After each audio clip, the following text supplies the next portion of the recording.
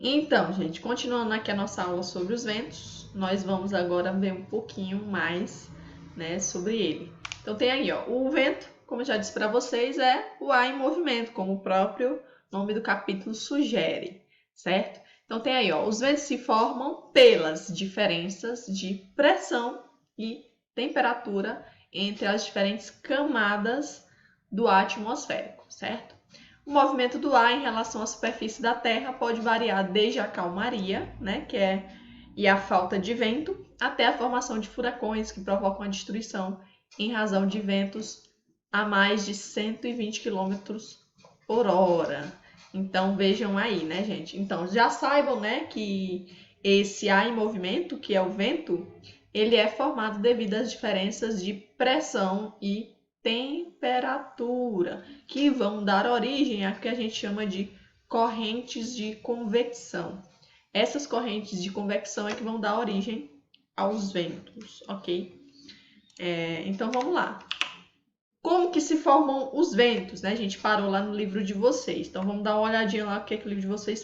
Então diz assim, ó, como se formam os ventos, né? Diz assim: os ventos são formados de modo semelhante ao processo descrito no experimento da vela, que eu já expliquei para vocês.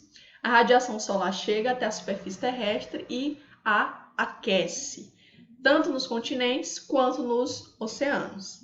Esse aquecimento causa um aumento da temperatura do ar próximo à superfície, o que acarreta maior evaporação de rios, mares e outros corpos de água, tornando o ar quente mais úmido. O ar quente se expande, torna-se menos denso, menos pesado, deslocando-se para as camadas superiores da atmosfera. À medida que ele sobe, forma-se um local, uma zona de baixa pressão, como eu falei para vocês lá no experimento da vela, certo? O ar mais frio e, consequentemente, mais denso, mais pesado, que está acima em regiões com pressão atmosférica maior do que na área formada, desce e ocupa o lugar onde estava o ar quente, empurrando esse ar menos denso e mais leve para cima. Beleza? Essa movimentação em que o ar frio, presente nas camadas mais altas, mais frias, de alta pressão, desce, deslocando-se para regiões de baixa pressão, é o que forma as chamadas correntes de convecção, certo? O vento é consequência dessas correntes, que ocorrem continuamente, repetidamente, certo? O ar quente que subiu vai para as camadas mais frias da atmosfera, perde calor, se resfria, certo? Torna-se menos denso, mais pesado, desce para a superfície. Lá aquece novamente, se expande, se torna menos denso, mais leve, sobe para as camadas superiores. Lá em cima, ele vai se resfriar, se tornar mais denso, mais pesado, desce, né? Repetindo várias e várias vezes o mesmo ciclo, né? Isso é o que a gente chama de corrente de convecção e é o que dá origem à movimentação do ar, ou seja, aos ventos, beleza? Aí ele diz o seguinte, ó: o ar quente que subiu vai para as camadas mais frias da atmosfera, perde calor, esfria, torna-se mais denso e desce para a superfície, mantendo assim a movimentação das correntes. As correntes de convecção só são interrompidas quando o equilíbrio de pressão é atingido. Então, no livro de vocês, lá na página 311, né, tem uma figura demonstrando aí as correntes de convecção. Vamos dar.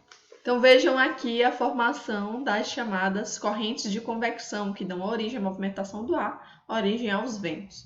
Então observa, aqui embaixo, né, na superfície, a superfície quente, ela aquece o ar próximo à superfície. Esse ar que é aquecido, né, torna-se quente e úmido e ele sobe porque ele é menos denso. Quando ele sobe, ele deixa um lugar vazio, formando uma área de baixa pressão, certo? Então, observem aqui, ó, a formação de uma zona de baixa pressão, certo? Quando esse ar quente e úmido ele sobe e forma-se essa zona de baixa pressão, o ar que estava aqui em cima, que era frio, né, representado por essa setinha azul, e é mais denso, mais pesado, ele desce, certo? Ele desce para a superfície. Aqui, né, nós temos uma zona de alta pressão, certo? Porque o ar é frio, é mais denso e, portanto, forma-se uma zona de alta pressão. Então, aquele ar quente e úmido que subiu, ele vai nas camadas mais elevadas da atmosfera se resfriar, né? Vai ficar mais denso, mais pesado, mais frio e vai descer, reiniciando o ciclo. Aqui próximo da superfície, vai ser aquecido, vai receber umidade e vai subir, formando a zona de baixa pressão. E esse ar quente que subiu vai aqui nas camadas mais superiores da atmosfera, onde as temperaturas são mais baixas, vai se resfriar, vai se tornar mais denso, mais pesado e vai descer, né? Continuando assim o ciclo, mantendo um ciclo repetitivo, formando o que nós chamamos de corrente de convecção.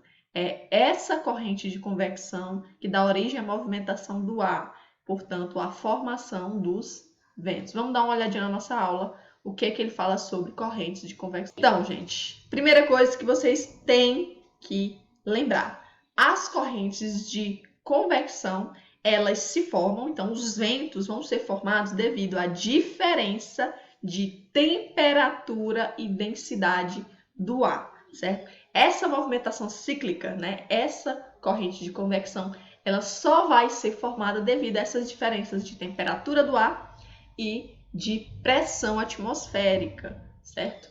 Então, percebam aí como as correntes de convecção são formadas devido a essas diferenças de temperatura, de densidade do ar e de pressão atmosférica, certo? Então, o que ele está dizendo aqui? A radiação solar aquece a superfície da Terra, que ocasiona o aumento da temperatura do ar que está próximo a essa superfície. Quando o ar é aquecido, ele se expande, se torna menos denso, fazendo com que ele suba para as camadas mais superiores da atmosfera. Lá em cima, né? Lá em cima a temperatura é mais baixa. Ele vai se resfriar, se tornar mais denso. Quando ele sobe, ele forma, né, nessa região de onde ele saiu, uma zona de baixa pressão, certo?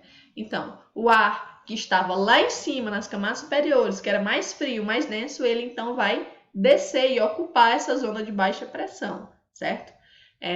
Aqui, próximo da superfície, ele vai ser aquecido, vai se tornar um ar mais quente, menos denso, vai subir, gerando assim o ciclo que é a corrente de convecção, tá beleza? Então vamos aqui observar na figurinha, de novo, né, a formação dessas correntes de convecção. Lembra, coloque isso na cabeça de vocês, tá, gente? Ar quente sobe, ar frio desce.